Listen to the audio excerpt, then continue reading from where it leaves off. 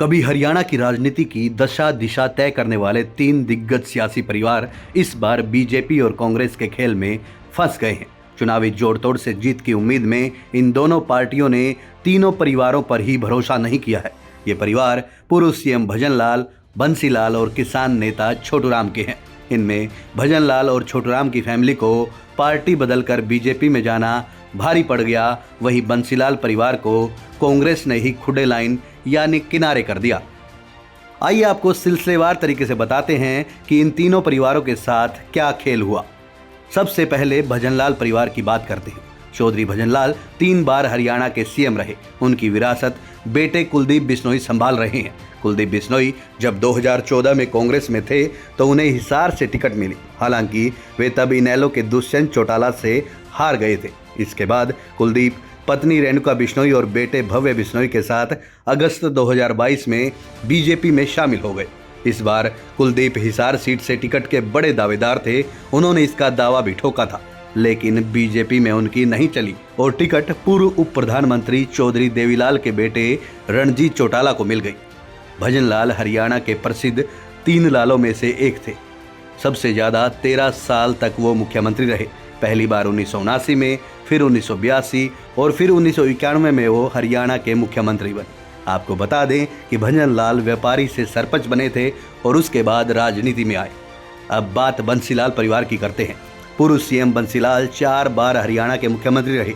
उनकी राजनीतिक विरासत विधायक बहू किरण चौधरी संभाल रही है। उनका परिवार कांग्रेस में है। इस बार भिवानी महेंद्रगढ़ लोकसभा सीट से किरण की बेटी श्रुति चौधरी टिकट की दावेदार थी। श्रुति इस सीट से 2009 में सांसद बनी थी। हालांकि साल 2014 और 2019 में वो चुनाव हार गई थी। उन्हें बीजेपी उम्मीदवार चौधरी धर्मवीर ने हराया था, जो इस बार भी इसी सीट से बीजेपी के उम्मीदवार है।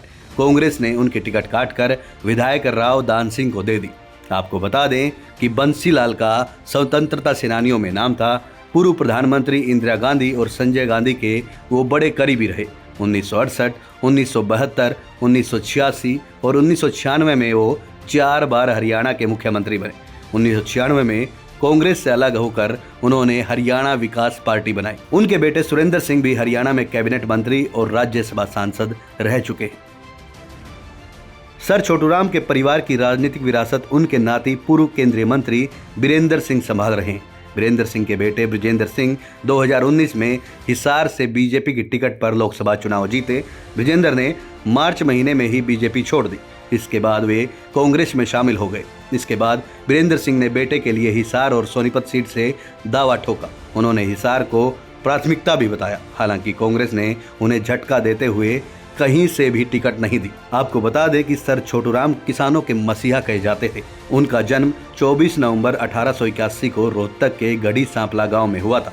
किसानों की समस्याओं के समाधान के लिए वो अंग्रेजों से भिड़े थे। पूर्व केंद्रीय मंत्री बीरेंद्र सिंह सर छोटूराम के नाती हैं। वहीं टिकट कटने के बाद कुलदीप बिश्नोई ने प्रचार से दूरी बना ली। भजनलाल परिवार के कुलदीप बिश्नोई हिसार से टिकट कटने पर नाराज हो गए। इसके बाद वो बीजेपी के प्रचार में नहीं दिखे। हालांकि पहले पूर्व सीएम मनोहर लाल उन्हें मनाने गए। हालांकि बिश्नोई नहीं माने। इसके बाद सीएम नायब सैनी उनके दिल्ली आवास पर पहुंचे, जिसके बाद कुलदीप बिश्नोई ने कहा कि वो नाराज नहीं है और प्रचार करेंगे। हालांकि अभी वे प्रचार करने नहीं आए हैं। वहीं बीरेंद्र सिंह ने भी मीटिंग बुलाई है। टिकट कटने के बाद 28 अप्रैल को ये मीटिंग होगी। अपने समर्थकों के साथ बैठकर वो सलाह मशवरा करेंगे।